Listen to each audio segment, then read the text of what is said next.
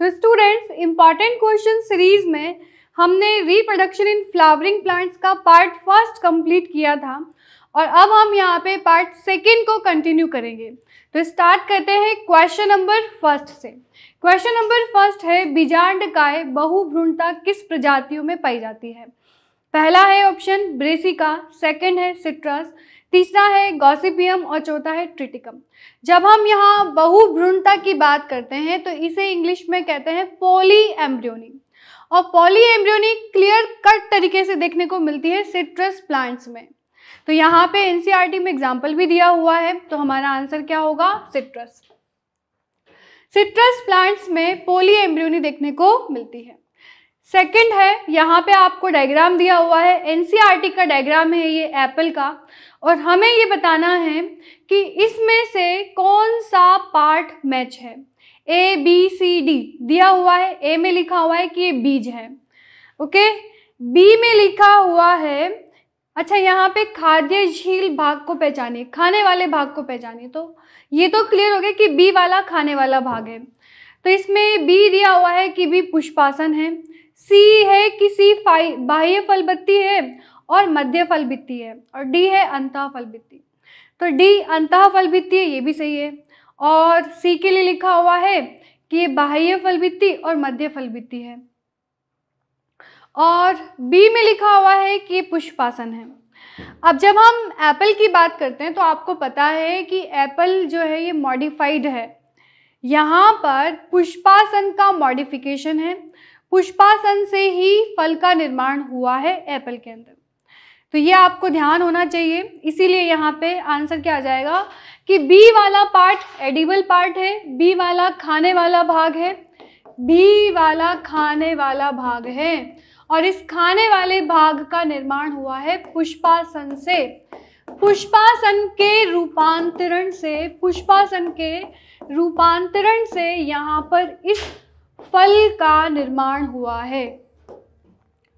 Question second, आप देख रहे हो मोनोकोट सीड का डायग्राम है, और इसमें ए क्या है, बी क्या है, सी क्या है पहचाना है। पहले तो मैं आपको बता देती हूँ ए क्या है। ए यहाँ पे सबसे बाहर वाली लेयर है, और इसे हम फलभित्ति तो बिल्कुल नहीं कहेंगे, इसे हम फलभित्ति कह सकते हैं वैसे तो, लेकिन ये बाह्य परत है। फिर उसके बाद में ये एलिरोन की परत है, ये इसका स्कूटेलम है, ये इसका प्रांकुर है, ये इसका प्रांकुर चोल है, अंदर प्रांकुर है, ये मूलांकुर चोल है, ये अंदर मूलांकुर है। तो पहले मैच कर लेते हैं।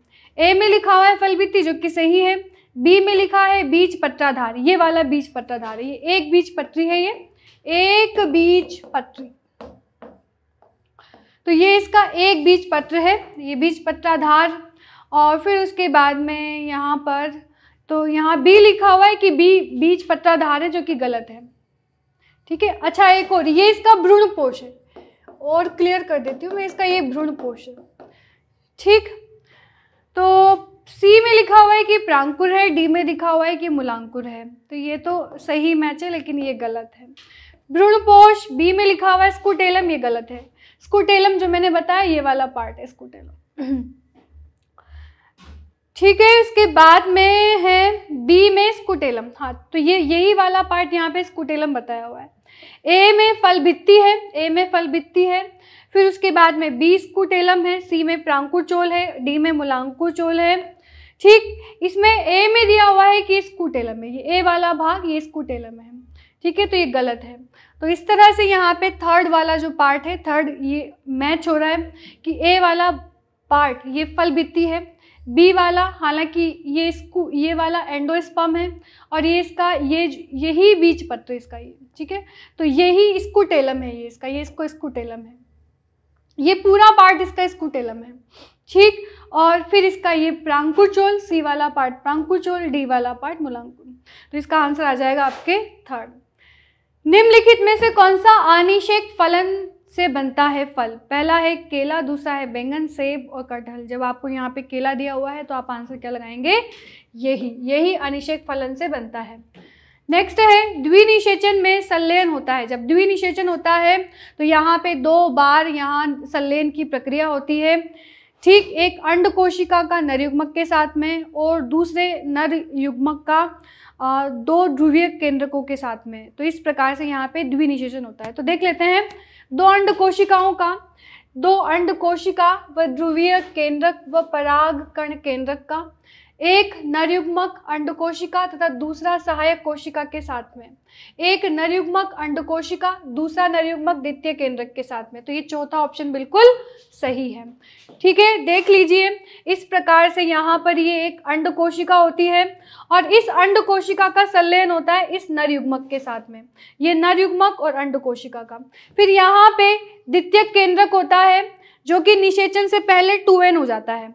तो निषेचन से पहले ये इस तरीके से 2n हो जाता है और इसका संलयन होता है दूसरे नरयुग्मक के साथ में। तो इस तरह से एक निषेचन यहाँ हुआ है और दूसरा यहाँ पे हुआ है। इस प्रकार के निषेचन को हम कहते हैं द्विनिषेचन, क्योंकि 2 बार यहाँ पे निषेचन की प्रक्रिया हुई है। आवृत बीजों में त्रिसंलयन से क्या उत्पादित होता है? त्रिसंलयन से क्या बनता है? ध्रुवीय केंद्रक, द्वितीय केंद्रक, प्राथमिक भ्रूणपोष केंद्रक और युग्मनज। तो जब हम यहाँ पे बात करते हैं, यहाँ पर ये द्वितीय केंद्रक है, ठीक है। पहले तो ये 2 केंद्रक होते हैं, फिर ये बाद में द्वितीय केंद्रक बन जाते हैं। फिर इनका संलयन होता है इस नरयुग्मक के साथ में, ये नरयुग्मक जो कि पराग नलिका में होता है, पराग नलिका में, ठीक। पराग नलिका से ये नर केंद्रक आता है और इसका संलयन यहाँ पे हो जाता है, ठीक है। इसको हटा देते हैं, संलयन हो गया, इसको कहेंगे 3n हो गया ये, ठीक है। इसे त्रिसंलयन कहते हैं यहाँ पे। अब ये बनाता है आगे जाके भ्रूणपोष, ये आगे जाके बनाता है भ्रूणपोष, ठीक। तो ये आवृत बीजियों में होता है। और एक चीज मैं आपको फिर दोबारा यहाँ पे याद दिला दूं, आवृत बीजियों में तो भ्रूणपोष का निर्माण निषेचन के बाद हो रहा है, लेकिन आपको ये भी ध्यान रखना है कि जिम्नोस्पर्म में भ्रूणपोष का निर्माण निषेचन से पहले ही हो जाता है। तो ये आपको ध्यान रखना है, जिम्नोस्पर्म में भ्रूणपोष का निर्माण निषेचन से पहले हो जाता है, आवृत बीजियों में निषेचन के बाद होता है, ठीक। तो यहाँ पे आंसर आपके क्या आ जाएगा? प्राथमिक भ्रूणपोष। परागकण जीवाश्म के रूप में बहुत अच्छे तरह से संरक्षित होते हैं। देखिए आसान सा क्वेश्चन है। स्पोरोपोलिनिन की उपस्थिति के कारण, पोलन किट की उपस्थिति के कारण, आतंकी आंतरिक चोल की उपस्थिति के कारण और 2 स्तरीय भित्ति की उपस्थिति के कारण। तो यहाँ पे स्पोरोपोलिनिन आएगा। स्पोरोपोलिनिन जो कि नॉन डिग्रेडेबल सब्सटेंसेस है, तो इसकी वजह से ही जो परागकण होते हैं ये लंबे समय तक सुरक्षित रहते हैं, ठीक है। जीवाश्म के रूप में ये सुरक्षित रहते हैं। ध्रुवीय केंद्रक बीजांड में प्रति व्यासांत के नीचे स्थित होते हैं। देखिए इसने यूँ पूछा है कि यहाँ पे होती प्रतिव्यास, मतलब इसको एंटीपोडाल बोलते हैं, ठीक। इन्हें कहा जाता है एंटीपोडाल सेल। ये है एंटीपोडाल सेल, एंटीपोडाल सेल्स। तो इसने यूँ पूछा है कि ध्रुवीय केंद्रक बीजांड में प्रतिव्यासत के नीचे स्थित होते हैं। अंड कोशिका भ्रूण कोशिका की सबसे बड़ी कोशिका होती है। ए कथन गलत है, बी कथन सही है। ए कथन सही है तथा बी कथन गलत है। ए बी दोनों सही है और ए और बी ये दोनों ही गलत हैं। इसने पहला स्टेटमेंट तो लिखा है कि ध्रुवीय केंद्रक बीजांड में प्रतिव्यासांत के नीचे स्थित होते हैं, ठीक। तो पहले तो ये स्टेटमेंट सही कर लेते हैं हम कि ये अब इसको ऑर्थोट्रोपस के नजरिए से देखेंगे। पहले तो ऑर्थोट्रोपस, तो ऑर्थोट्रोपस में क्या होता है कि यहाँ पर अंडकोशिका 2 सिनर्जिड, फिर ये ध्रुवीय केंद्रक, फिर ये एंटीपोडाल सेल्स। अब देखो आप, ध्रुवीय केंद्रक मतलब ये ध्रुवीय केंद्रक प्रतिव्यासत के नीचे होते हैं, तो ये यहाँ पे जो भी हिंदी में प्रतिव्यासत जो नाम है इसको मैं एंटीपोडाल बोलूँगी, तो आप समझ जाओ ये एंटीपोडाल है। तो एंटीपोडाल नीचे हुई, किसके नीचे हुई? ध्रुवीय केंद्रक के नीचे। तो ये स्टेटमेंट गलत हुआ या नहीं हुआ? हो गया। अंड कोशिका भ्रूण कोश की सबसे बड़ी कोशिका होती है। अंड कोशिका भ्रूण कोश की सबसे बड़ी कोशिका होती है, ये कहना भी गलत है। तो अंड कोशिका यहाँ पे होती है और अगर हम ये कहें कि ये सबसे बड़ी कोशिका है तो ये कहना यहाँ पे गलत होगा।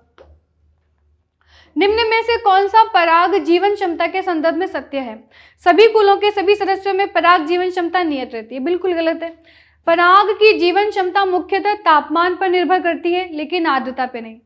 तापमान पर भी निर्भर करती है और आर्द्रता पे भी यहाँ पे निर्भर करती है। तो ये स्टेटमेंट कहना भी गलत है। सोलेनेसी कुल के सदस्यों में पराग महीनों तक जीवन सक्षम रहते हैं और गेहूं और चावल में पराग कई महीनों तक जीवन सक्षम रहते हैं। तो ये स्टेटमेंट सही है, हमारे एनसीईआरटी में दिया हुआ है। सोलेनेसी कुल के सदस्यों में जो कुछ पराग होते हैं वो महीनों तक जीवन क्षम रहते हैं, उनकी वायबिलिटी महीनों तक रहती है। ये यहाँ डायग्राम दिया हुआ है, एनसीईआरटी का डायग्राम है। इसमें ए के बारे में लिखा हुआ है कि ए क्या है। ये खुला वर्तिकाग्र परागकोश पाए जाते हैं। बी हमेशा बंद रहते हैं। सी सदैव स्वयुग्मन और बी वोएला में पाए जाते हैं।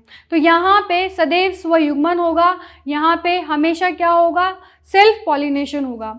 ठीक है, ये ए वाला पार्ट, ए वाले पार्ट में बताया है। यहाँ पे जो बी वाला पार्ट है, अच्छा ठीक है, तो यहाँ पे ए और बी दिया हुआ है। उपरोक्त चित्र में से निम्नलिखित में से असत्य कथन को छांटना है। ओके, तो ए है, ए में खुला वर्तिकाग्र परागकोश पाए जाते हैं, सही है।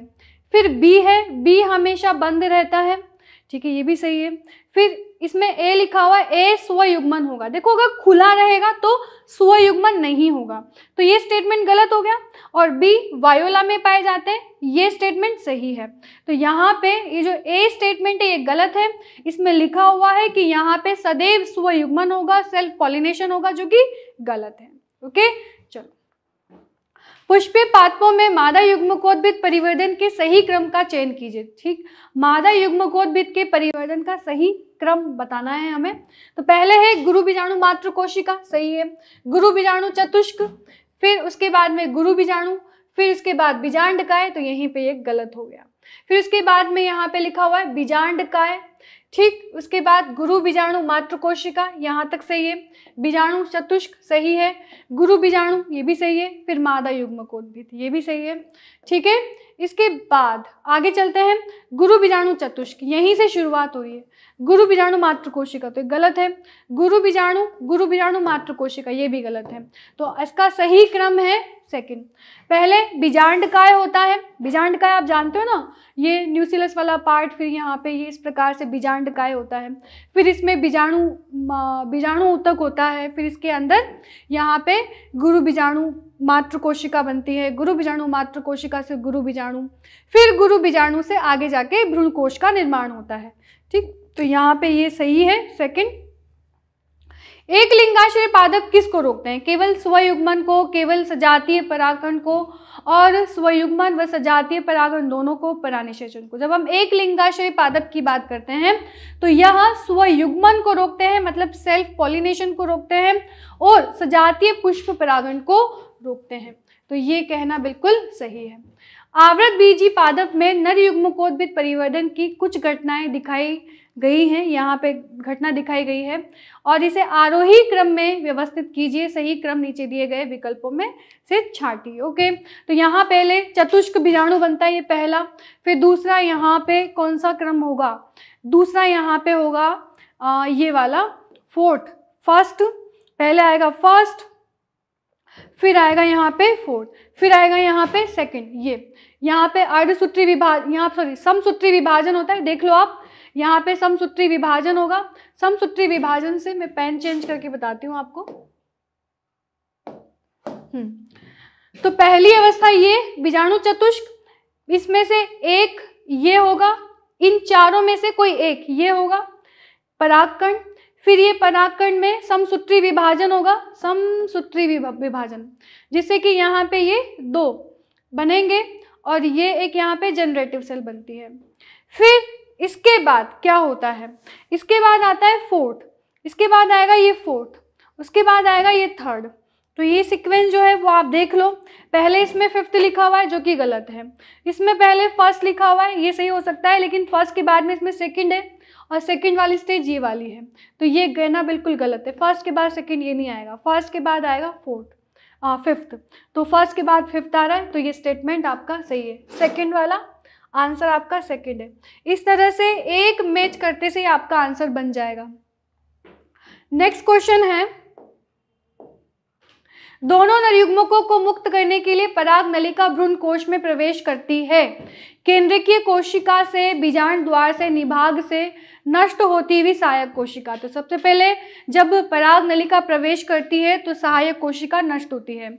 आवृत बीजी पादपों में नर युग्मक मादा युग्मक की तरफ स्थानांतरित होता है जल वायु जंतुओं के द्वारा, जल के द्वारा, पराग नलिका के द्वारा, जल या पराग नलिका के द्वारा। तो यहाँ पे आ जाएगा पराग नलिका के द्वारा। नर युग्मक का स्थानांतरण मादा युग्मक की तरफ पराग नलिका के द्वारा होता है, आपको पता है। ठीक, नेक्स्ट, निम्न में से यहाँ पे बताना है ए बी सी डी, ठीक, पहचानिए जो कि ट्री संयोजन में भाग लेते हैं। ऐसी संरचना जो कि ट्री संयोजन में भाग लेती है। तो पहले तो इसको तो हटा दो आप, इसका ट्री संयोजन में कोई भाग नहीं है। ठीक, अब यहाँ पे ए में लिखा हुआ है सहायक कोशिका, ये नहीं है। बी में लिखा हुआ है ध्रुवीय केंद्रक, ये सही है। सी में लिखा हुआ है अंड कोशिका, सी में अंड कोशिका डी है, देखो ये डी कोशिका, ये डी वाली अंड कोशिका है, तो ये गलत है। और डी में लिखा हुआ है ध्रुवीय कोशिका, तो डी ध्रुवीय कोशिका भी नहीं है। ध्रुवीय कोशिका तो कौन सी है, बी वाली है। तो यहाँ पे जो सबसे अच्छा मैच हो रहा है वो सेकंड वाले का मैच हो रहा है, तो आपका आंसर क्या आ जाएगा, सेकंड आ जाएगा। आसान सा क्वेश्चन है, आप देख लीजिए। नेक्स्ट है, निम्न में से कौन सा एक बीजपत्री तथा द्विबीजपत्री भ्रूण में उभयनिष्ठ लक्षण है। अच्छा, एक और बात, जब आपको लगता है कि मैं बहुत फास्ट यहाँ पे इसको स्क्रॉल कर रही हूँ तो आप पॉज कर लिया करो वीडियो को, और वीडियो को पॉज करके आप क्वेश्चन को रीड करिए आराम से और सॉल्व करिए। नेक्स्ट है, निम्न में से कौन सा एक बीजपत्री तथा द्विबीजपत्री भ्रूण में उभयनिष्ठ लक्षण है। एक बीजपत्री और द्विबीजपत्री में ऐसा लक्षण जो कि दोनों में सेम है, तो प्रांकुचोल, अधिकोरक, मूलांकुचोल, बीज पत्रोपरिक। तो यहाँ पे बीज पत्रोपरिक जिसे हम कहते हैं एपीकोटाइल, एपीकोटाइल हाइपोकोटाइल आप जानते हो। ठीक, तो यहाँ पे एपीकोटाइल दोनों में सेम है। नेक्स्ट, निम्न में से कौन सा भ्रूणपोष का भाग नहीं है। बीज पत्राधार, मूलांकुर, प्रांकुर। आपको पता है कि भ्रूणपोष ये भ्रूण का भाग नहीं है, ठीक है, ये भ्रूण का भाग नहीं है।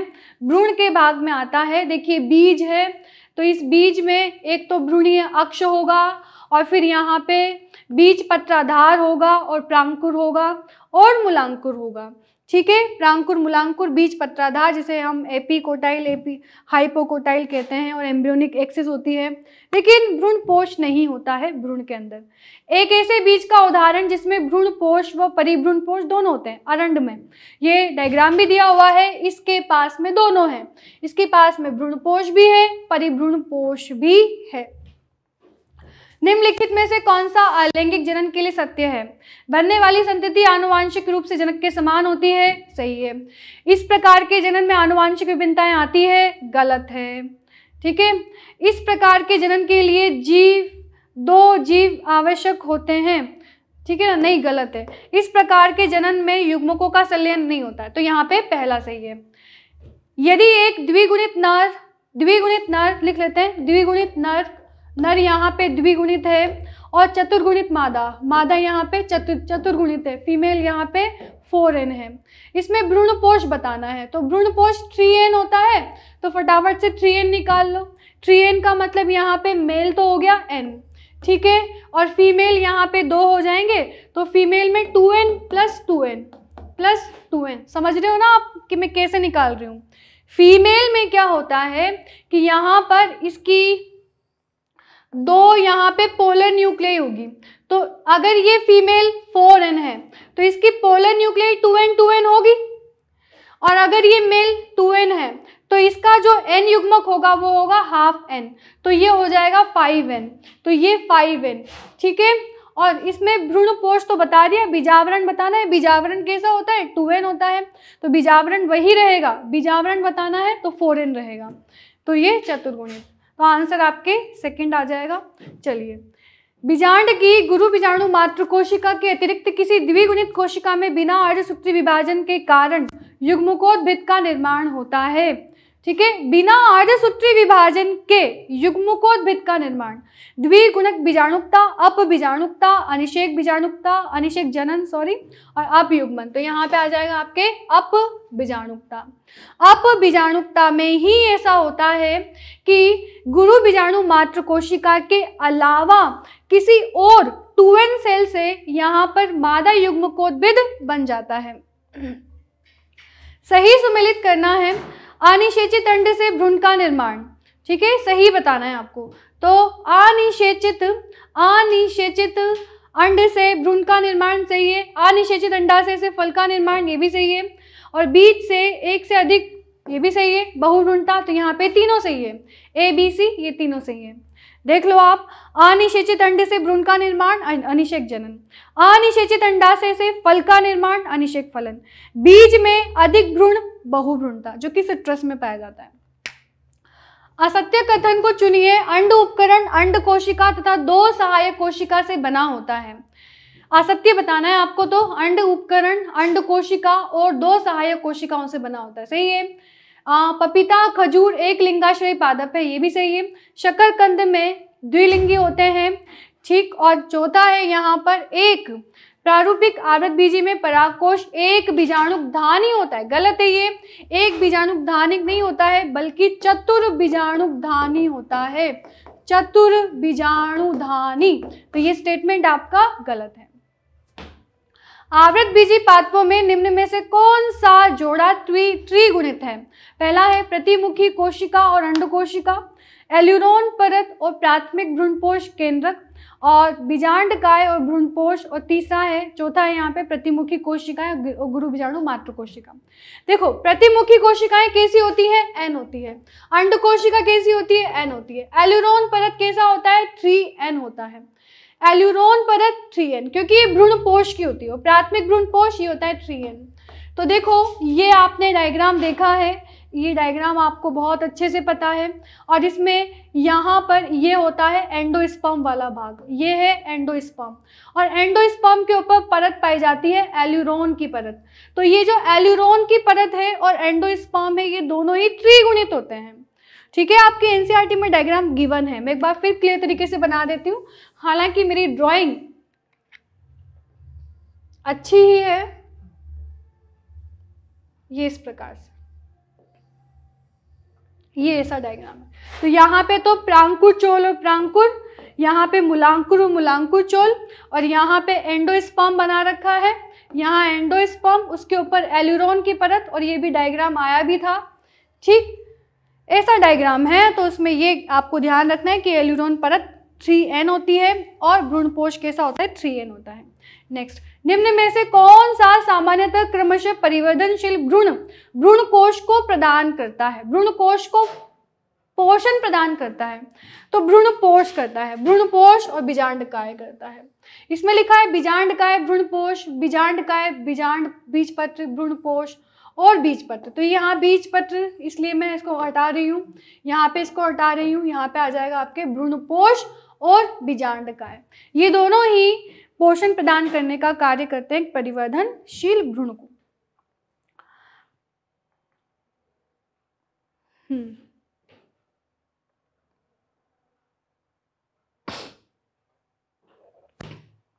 आगे चलेंगे। एंजियोस्पर्म के जीवन चक्र के संबंध में कौन सा क्रम सर्वाधिक तार्किक है? ठीक, एंजियोस्पर्म के जीवन चक्र में कौन सा क्रम सर्वाधिक तार्किक है? अंकुरण की प्रक्रिया होती है, फिर भ्रूणपोष का निर्माण होता है, बीज प्रकीर्णन होता है और द्विनिषेचन होता है। सेकंड है विदलन होता है, निषेचन होता है, रोपण होता है। देखो, विदलन की प्रक्रिया यहाँ पे नहीं होती है। परागण होता है, निषेचन होता है, बीज का निर्माण होता है, अंकुरण होता है। फिर उसके बाद में अंकुरण होता है, पहले अंकुरण, फिर युग्मनज, फिर बीजाणु जनन, फिर बीज का निर्माण। तो पहले हम क्रम से देखेंगे। सबसे पहले परागण होगा, तो फिर निषेचन होगा, निषेचन के बाद में बीज बनेगा, बीज के बाद अंकुरण होगा। तो ये क्रम बिल्कुल सही है। गलत कथन का चुनाव करना है, गलत कथन का चुनाव करना है। बहुभ्रूणता ल्यूनवेनहोक द्वारा सिट्रस में देखी गई थी, ठीक है। और नेक्स्ट है अनिषेक अनिषेचित अंड कोशिका से भ्रूणपोष का निर्माण अनिषेक जनन कहलाता है। शल्ककंद तथा प्रकंद जड़ के प्रकार हैं। डी है पत्र प्रकलिका ब्रायोफिल्म में पाई जाती है। और ई लिखा हुआ है निषेचित अंडाशय बीज कहलाता है। यहाँ पे गलत कथन बताना है। इसमें पहला तो देखिए निषेचित अंडाशय बीज कहलाता है, जो कि गलत है। नेक्स्ट है पत्र कलिका ब्रायोफिल्म में पाई जाती है। और यहाँ पे ये लिखा हुआ है कि शल्ककंद तथा प्रकंद जड़ के प्रकार हैं। शल्ककंद और प्रकंद ये जड़ के प्रकार हैं। और अनिषेचित अंड कोशिका से भ्रूणपोष का निर्माण, अनिषेचित अंड कोशिका से भ्रूणपोष का निर्माण अनिषेक जनन होता है। तो यहाँ पे ये स्टेटमेंट भी गलत है, भ्रूणपोष का निर्माण नहीं होता है, फल का निर्माण होता है, तो ये भी गलत है। ठीक, यहाँ पे लिखा हुआ है कि शल्ककंद और प्रकंद जड़ के प्रकार हैं, जो कि गलत है। पत्र प्रकलिका ब्रायोफिल्म में पाई जाती है, ये भी गलत है। निषेचित अंडाशय बीज कहलाता है, तो ये भी गलत है। अब यहाँ स्टेटमेंट देख लेते हैं। सी और डी गलत है, सी और डी गलत है, तो ये तो गलत है ही सही। बी सी डी ई ये तीनों यहाँ पे ये सभी गलत है, हालांकि ये सही है। फिर केवल ए सी डी ई, तो हमारा आंसर यहाँ पे आ जाएगा सेकंड में आप देखो ये वाला स्टेटमेंट गलत है, ये स्टेटमेंट गलत है, और लास्ट के दो स्टेटमेंट भी ये गलत हैं। आगे चलते हैं। नीचे दिए कथन ए और डी को पढ़कर सभी कथनों वाले विकल्प को चुनिए। सही कथन वाले विकल्प का हमें चुनाव करना है। पहला है एक लिंगी पुष्पों में विपुंसन की आवश्यकता नहीं होती। बी दिया हुआ है बीजांड का बीज अंडाशय का फल में रूपांतरण साथ साथ होता है। सी है बहुअंडपी तथा युक्तांडपी अंडाशय माइकेलिया में पाया जाता है। डी है स्टेटमेंट है पपीता, तरबूज, ऑर्किड के अंडाशय में अनेक बीजांड पाए जाते हैं। तो पहले तो ए वाले स्टेटमेंट को देखेंगे। एक लिंगी पुष्पों में विपुंसन की आवश्यकता नहीं होती है, तो ये सही है। ठीक है, बीजांड का बीज और अंडाशय में फल रूपांतरण साथ साथ होता है। तो बीजांड का बीज में परिवर्तन और अंडाशय का फल में रूपांतरण ये साथ साथ होता है, ये भी सही है। फिर इसमें बहुअंडपी युक्तांडपी अंडाशय माइकेलिया में पाया जाता है, जो कि गलत है। पपीता, तरबूज, ऑर्किड के अंडाशय में अनेक बीजांड पाए जाते हैं, तो ये भी सही है। पपीता, तरबूज, ऑर्किड के अंडाशय में काफ़ी सारे बीजांड होते हैं, ये भी सही है। तो अब यहाँ पे आप मैच कर लीजिए, आपका कौन सा सही है। ए सही है, बी सही है और डी सही है, तो ए बी सी। और यहाँ पे ये नहीं है, ये नहीं है, ये नहीं है, तो आपका आंसर क्या जाता है ए बी और डी। ए बी और डी ये चार ऑप्शन आपके सही हैं। आगे चलते हैं, मैच करना है। अब आप मैच कर सकते हैं टेपिटम की कोशिकाएं, टेपिटल कोशिकाएं, सहायक कोशिकाएं, बीजांडकाय कोशिकाएं, प्राथमिक भ्रूण कोशिकाएं, इसको मैच करना है। विकासशील परागकणों को पोषण कौन प्रदान करता है? विकासशील भ्रूण कोश को पोषण कौन प्रदान करता है? तो जब परागकण की बात आ रही है तो यहाँ पे ए में फर्स्ट आ जाएगा, ए में फर्स्ट। तो यहाँ पे भी ए में फर्स्ट आ रहा है, यहाँ पे भी ए में फर्स्ट आ रहा है, यहाँ भी आ रहा है, यहाँ भी आ रहा है, तो हम अपने अकॉर्डिंग मैच करेंगे। फिर बी में हम देखें तो सहायक कोशिकाएं पराग नली को दिशा निर्देश देने का कार्य करती है। सहायक कोशिकाओं का ये कार्य होता है कि पराग नलिका को दिशा निर्देश देना। तो बी में आ जाएगा आपके थर्ड। बी में थर्ड मैच कर लीजिए, इसमें भी बी में थर्ड आ रहा है, ठीक है, यहाँ पे भी आ रहा है, तो ये हमारा मैच आ रहा है क्या? क्योंकि यहाँ पे बी में सेकंड है तो ये गलत है, ये सेकंड है। तो अब हमारा यहाँ पे ए में फोर्थ था तो ये भी गलत है, तो ये मैच हो रहा है बी में थर्ड। सी में एक बार फिर देख लीजिए, बीजांडकाय कोशिकाएं, सी में सेकंड। विकासशील भ्रूण कोश को पोषण प्रदान करती हैं बीजांडकाय की कोशिकाएं, और प्राथमिक भ्रूण कोश यहाँ पे त्रिगुणित ऊतक में विकसित होता है, मतलब ये आगे जाके भ्रूणपोष बनाता है, भ्रूणपोष। तो आपका आंसर आ जाएगा थर्ड। अपस्थानिक भ्रूणता क्या है? गुरु बीजाणु मातृ कोशिका से भ्रूण कोश का बनना, बीजांडकायी कोशिकाओं से भ्रूण का बनना और नर युग्मक का बीजांडकायी कोशिका से संलयन, नर युग्मक का द्वितीय केंद्रक से संलयन। ये तो नहीं होगा। नर युग्मक का बीजांडकायी कोशिका से संलयन क्यों होगा? बीजांडकायी कोशिका में भ्रूणों का बनना, तो बीजांडकायी कोशिका से भ्रूण का बनना इसे हम कहते हैं अपस्थानिक भ्रूणता। जब बीजांडकायी की कोशिकाएं यहाँ पर भ्रूण में परिवर्तित हो जाती है तो इसे अपस्थानिक भ्रूणता कहा जाता है। नेक्स्ट, निम्न में से कौन सा कथन तंतु रूपी उपकरण के लिए कार्य को समुचित रूप से वर्णित करता है? तंतु रूपी उपकरण का मतलब यहाँ पर ये आपके एग एपरेटस के अंदर पाया जाता है जिसे हम कहते हैं फिलामेंटस एपरेटस, उसके बारे में बात हो रही है। तो यह एक सहायक कोशिका में पराग नली में प्रवेश करने में सहायता करता है। यह भ्रूण कोश में एक से अधिक पराग नलिका को प्रवेश करने के लिए निरोधित करता है। यह भ्रूण को पोषण प्रदान करता है? बिल्कुल नहीं। यह सहायक कोशिका से अंड कोशिका में पराग नलिका को निर्देशित करता है। तो पराग नलिका में निर्देशित करने का काम तंतु रूपी उपकरण का नहीं होता है। तंतु रूपी उपकरण का कार्य होता है कि पराग नली के प्रवेश में सहायता करना। तो यह एक सहायक कोशिका में पराग नलिका के प्रवेश करने में सहायक करता है। हमेशा ध्यान रखें, तंतु रूपी उपकरण का कार्य होता है प्रवेश में सहायता दिलाना। नीचे द्विबीजपत्री भ्रूण परिवर्धन की अवस्थाएं बताई गई हैं, इनको सही क्रम में जमाना है। ठीक है, द्विबीजपत्री भ्रूण का परिवर्धन की अवस्थाएं, पहले प्राक भ्रूण, फिर गोलाकार, फिर हृदयाकार, फिर परिपक्व अवस्था। तो पहले तो आता है यहाँ पे प्राक भ्रूण, ये सही है, फिर गोलाकार, फिर हृदयाकार, फिर भ्रूण परिपक्व। तो ये जो जमाया हुआ है ये अपने आप में सही है। सबसे पहले प्रो एम्ब्रियो का फॉर्मेशन होता है। आपको पता है कि प्रो एम्ब्रियो में यहाँ पे कोशिकाएं होती हैं, 4 या 8 कोशिकाएं, फिर ये गोलाकार कोशिकाएं बनती हैं, फिर इनमें डिफ्रेंशिएशन होता है तो ये हार्ट शेप हो जाती हैं। हार्ट शेप के बाद में फिर इसमें परिपक्व भ्रूण का निर्माण हो जाता है जिसमें 2 कॉटिलिडीन्स का फॉर्मेशन होता है। तो इस प्रकार से ये ऐसा बन जाता है। आपके एनसीईआरटी में डायग्राम दिया हुआ है इस तरीके का। तो ABCD का जो क्रम है ये बिल्कुल सही है। यहाँ पे C लिखा हुआ है पहले हृदयाकार, जो कि नहीं आएगा।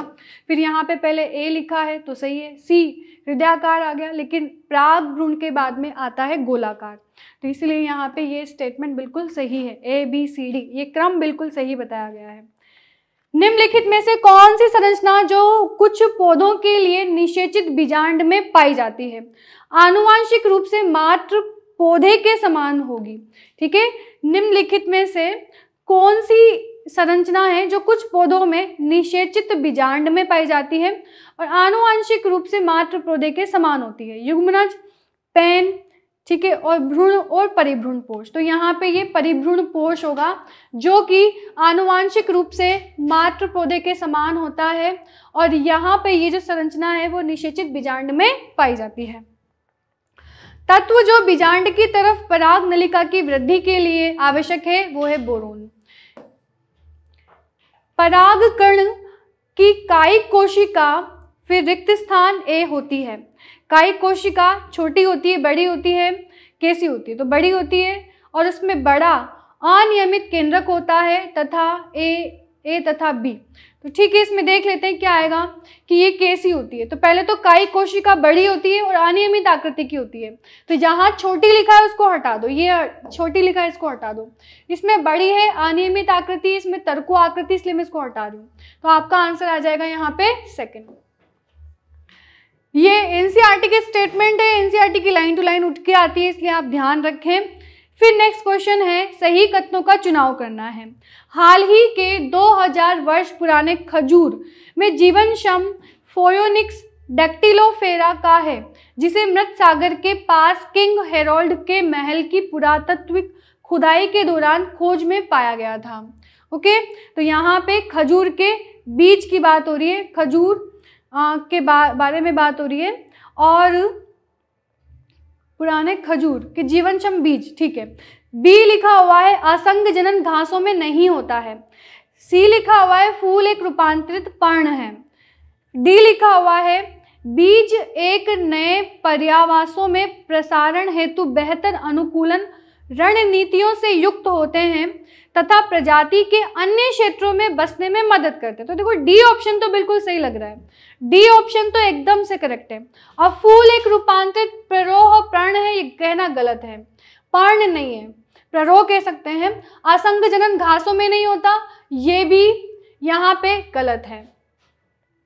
ठीक, सही कथन बताना है तो ये वाला स्टेटमेंट सही था, ए वाला सही था कि वाकई में यहाँ पे फोयोनिक्स है, एक बीज है जो कि 2000 वर्ष पुराना है और हेराल्ड के महल में उपस्थित है। तो ये स्टेटमेंट यहाँ पे सही है, ए स्टेटमेंट सही है, डी स्टेटमेंट सही है। तो आंसर हमारा क्या होगा? फोर्थ। नेक्स्ट, क्या सही है जब एंजियोस्पर्म की पत्तियों में गुणसूत्र की संख्या 80 है? देखो गुणसूत्र, पत्तियां मतलब पत्तियां हैं, तो पत्तियां हैं तो मतलब ये कौन सी अवस्था है? बीजाणुद्भिद अवस्था है। बीजाणुद्भिद अवस्था है, इसका मतलब ये कैसी है? 2n अवस्था है। तो इसमें 2n का मतलब 80 है, तो इसमें संख्या है तो बताना है स्तंभ कोशिका में 40, भ्रूण में 40। देखो ये नहीं होगा, स्तंभ कोशिका में 40 ये भी नहीं होगा, भ्रूणपोष में 30 ये कैसे हो सकता है? युग्मक में 40, तो ये सही है क्योंकि जो इसका युग्मक बनेगा ना वो तो n होगा और n में कितनी हो जाएगी? 40 हो जाएगी। तो आंसर आपका क्या आ जाएगा यहाँ पे? फोर्थ। लघु बीजाणु पर्ण किसके समतुल्य होता है? पुंकेसर के, अंडक के, तंतु के, अंडाशय के। तो यहाँ पे पुंकेसर के लघु बीजाणु पर्ण ये पुंकेसर के समतुल्य है। जब भी हम लघु की बात करते हैं तो यहाँ पर ये मेल से संबंधित है, तो इसलिए यहाँ पे पुंकेसर से संबंधित होगा। निम्न में से कौन सी स्थिति आवृतबीजी के अंडे तथा मानव अंडे के मध्य समानताओं का सही रूप से वर्णन करती है? पहला, दोनों के अंडे जीवन काल में केवल एक बार निर्मित होते हैं, तो यहाँ पे आवृतबीजी की तुलना की गई है मानव के अंडे से। ठीक है, तो दोनों के अंडे जीवन काल में एक बार निर्मित होते हैं। आवृतबीजी अंडा, मानव अंडा दोनों स्थिर होते हैं। फिर यहाँ पे लिखा हुआ है कि आवृतबीजी अंडा, मानव अंडा दोनों गतिशील रूप से स्थानांतरित होते हैं। देखिए स्टेटमेंट सारे गलत लग रहे हैं मेरे को तो। फिर उसके बाद दोनों युग्मक संलयन का परिणाम युग्मनज का निर्माण होता है। इसने पहला लिखा है कि दोनों के अंडे जीवन काल में एक बार निर्मित होते हैं, जो कि बिल्कुल गलत है। मानव का अंडा है, आपको पता है कि हर महीने ये निर्मित होता है, तो ये यहाँ पे गलत होगा। आवृतबीजी अंडा, मानव अंडा दोनों स्थिर होते हैं। ठीक है, तो ये कहना यहाँ पे सही हो सकता है, मानव आवृतबीजी का अंडा और मानव का अंडा दोनों स्थिर होते हैं। नहीं, लेकिन मानव का अंडा तो आपको पता है कि ये अंडाशय से निकलकर फेलोपियन ट्यूब तक आता है, तो हम ये भी तो नहीं कह सकते। फिर यहाँ पे आवृतबीजी अंडा, मानव अंडा दोनों गतिशील रूप से रूपांतरित होते हैं। ठीक है, तो ये भी गलत है। फिर दोनों के युग्मक संलयन का परिणाम युग्मनज होता है, ये जरूर सही है। फोर्थ स्टेटमेंट सही है। अब यहाँ पे सेकंड फोर्थ गलत है, केवल फोर्थ सही है, थर्ड फोर्थ गलत है, फर्स्ट फोर्थ गलत है। तो आपका आंसर आ जाएगा केवल फोर्थ। तो देखिए ये 40 रिमेनिंग क्वेश्चंस थे जो कि आपके रिप्रोडक्शन इन फ्लावरिंग प्लांट्स में से थे, और यहाँ पे आपको और भी अच्छे से प्रैक्टिस करनी है।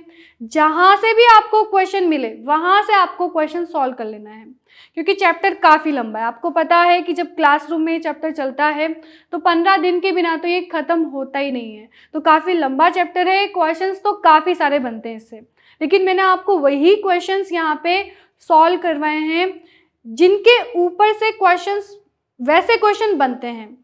तो आपको एक आइडिया लग जाएगा कि किस तरह से क्वेश्चन पूछे जाते हैं। बाकी आप मेरी एक बात बिल्कुल ध्यान में रखना कि क्वेश्चन प्रैक्टिस आप करते रहें, कंटिन्यू करते रहें। चैप्टर आपने रीड कर लिया, ठीक है, उसके बाद आप उसके जस्ट बाद क्वेश्चन प्रैक्टिस करिए, इससे आपका एक कॉन्फिडेंस भी आपके अंदर डेवलप होगा। तो आज की क्लास में इतना ही। Thank you.